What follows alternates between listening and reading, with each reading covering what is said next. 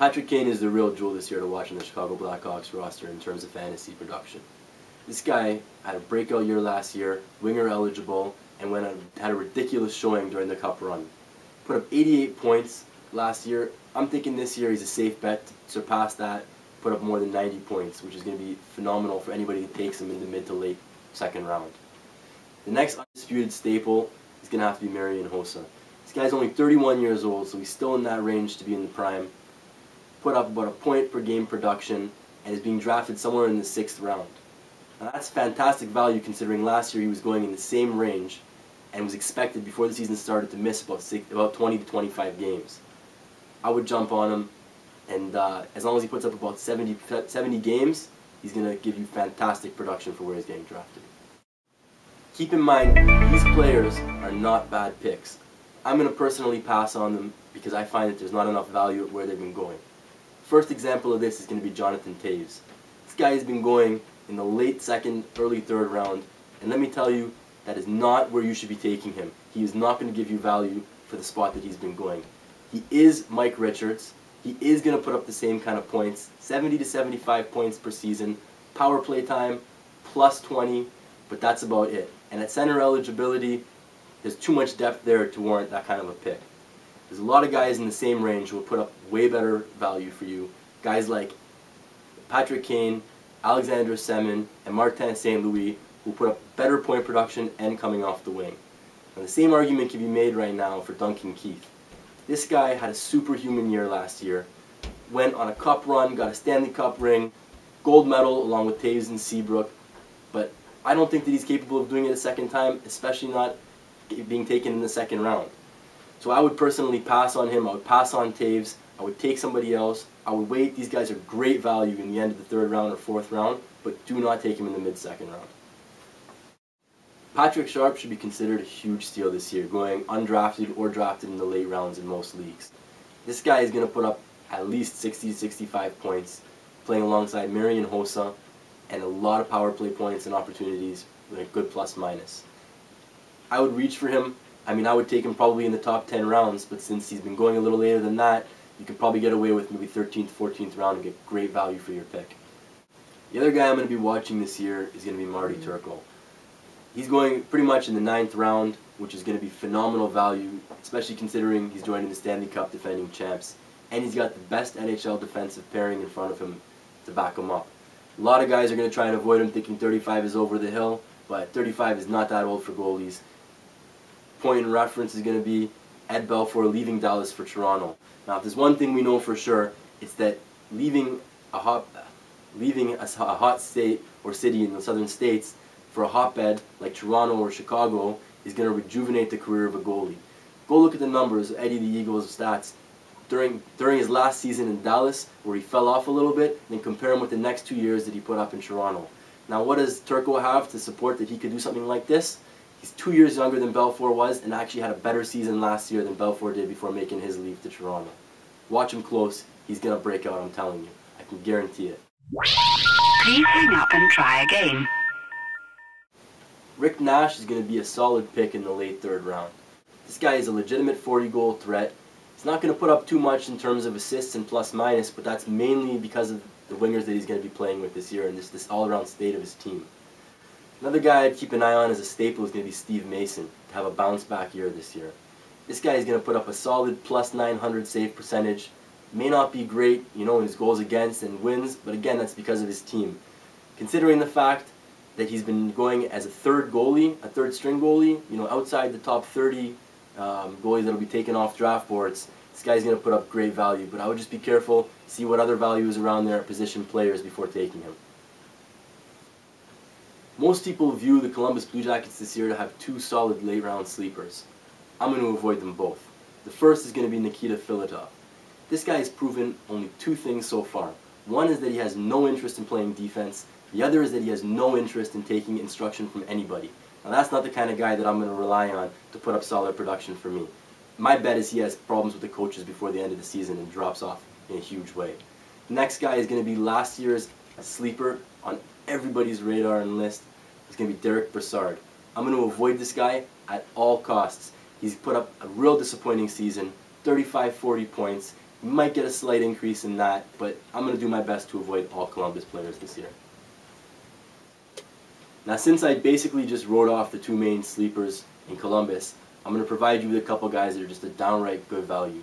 First one being Antoine Vermette. Last year, put up career best, 27 goals and 65 points, and showed really good chemistry playing with Rick Nash. Now, even if that's his ceiling, that's really, really good value in the 15th to 16th round, and I would advise keeping him on your radar in all formats. Next guy to keep an eye on is going to be Christian Huselius. Now, besides being my favorite name to say in the entire league, Huselius. Say it with me now. Huselius. Hilarious. This guy put up similar numbers last year to Antoine Vermette, except he's winger eligible, gets a few more goals and a few more power play points. Going around the same spot in the draft, really good value too. The last guy is a sneaky pick. Try and roll the dice with RJ Umberger. This guy put up 55 points last year and nobody noticed. 3, 2, 1. There's three main staples to watch on the Detroit Red Wings this year. Two main ones on forward being Henrik Zetterberg and Pavel Datsyuk. This year Datsyuk is rumored to be moved to the left wing to be reunited with Zetterberg, and that's huge news for the two of these guys. Last time they both played together on the same line, we had more than 90 points from each of them. In the second and third round, that's amazing value. Keep your eye on that. Datsyuk's the better value with dual position eligibility. Another guy considered a staple on the Red Wings is going to be Nicholas Lidstrom. Now, a lot of guys are worried about Lidstrom. They think he's a little too old. You know what? A lot of his decline, or the reason for his decline in the last couple of years, has been mainly because of, in 3 seasons, huge amount of games played. 2 straight cup runs, the same thing with Datsyuk and Zetterberg. The entire team kind of fizzled a little bit, but with an extended summer due to an early exit from the playoffs, I would say it's a safe bet to expect his career averages somewhere around 50-60 points and a great plus-minus. This guy in the 7th round will be a solid pick for you and should cause you no worries if you draft him. This year we also have a new staple in Detroit, and that's Jimmy Howard in net.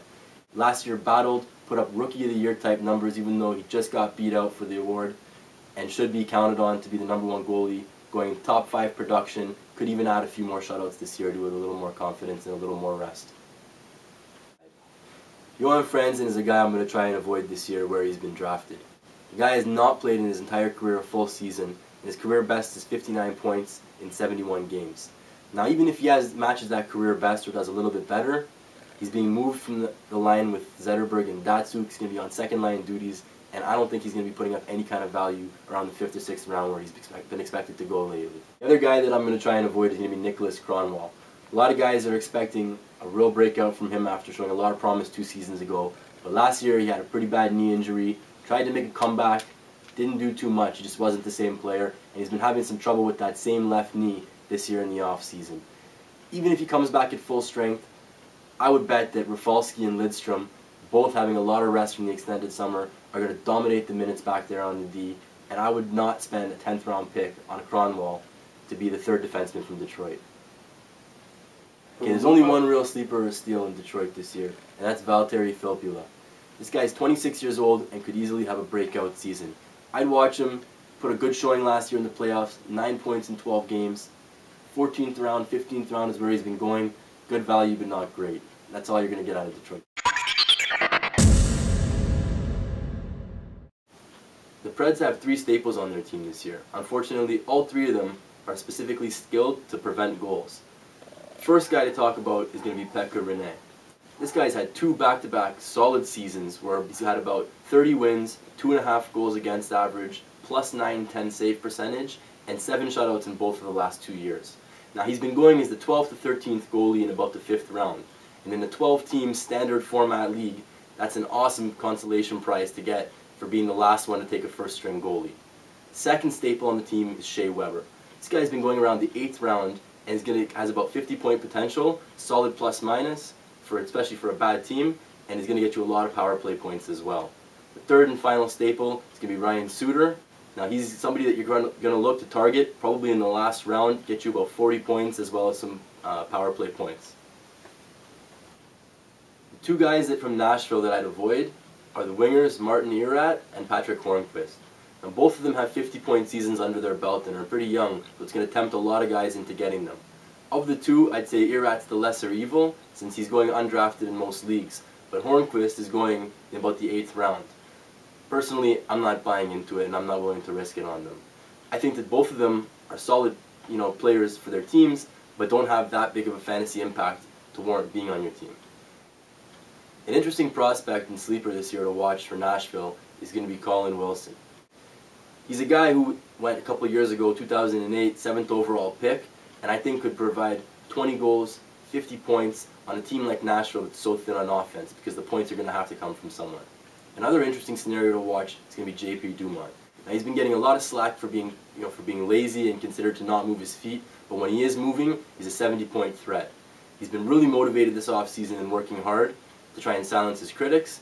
I'm looking at probably about a 60-point season at the high end. That's the ceiling, but for worst case scenario, it's going to be about 50 points, and that's a pretty solid contribution from a guy who's going to be on waivers after your draft. The third guy you're going to want to keep an eye on is Cody Franson. And this guy is not going to be the first-line defenseman for the Nashville Predators. However, he was the only defenseman out of the entire team last year to stay significantly on the positive side of plus-minus, and that should get him a lot of ice time and possibly even some power play duties this year.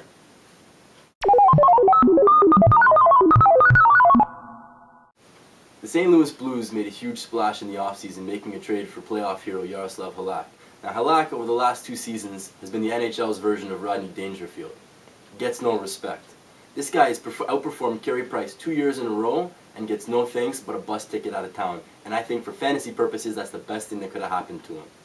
This guy is going to find a great home in St. Louis with some of the best young defensemen in the league in front of him. Mainly, the second guy I want to talk about is Erik Johnson. He's a great candidate to build on his success of the past, especially last year, and I'd say it's safe to assume that the golf cart accidents are way behind him. The third guy I want to talk about is David Backes. This guy is going to be the anchor up the middle for St. Louis, willing to drop the gloves, and this year is probably going to put up more points due to the fact that he's getting moved over to the wing. Great candidate to watch, great value in the mid-rounds. There's only one player on St. Louis that I'd really try to avoid this year, and that's going to be Andy McDonald. He had great point production last year, but he's moving from the wing back to center this year, and I think that's going to really hurt his fantasy status. Now, St. Louis Blues are in the middle of a youth movement right now, and 2 of the centerpieces around that are David Perrin and TJ Oshie. Both of them showed 50-point seasons at 22 years old, and both have a lot of upside. And it's only a matter of time before those two pair up with Backes and start to run amok all over the Central Division. The second guy who's been falling out of favor all over drafts, and I would keep an eye on, is Brad Boyes. He's put up 40 goals in the past, another 30-goal season, and is going undrafted all over the place this year. Honestly, about a 30-goal, 65-point season is not out of the realm, and it's worth seeing how he starts off training camps.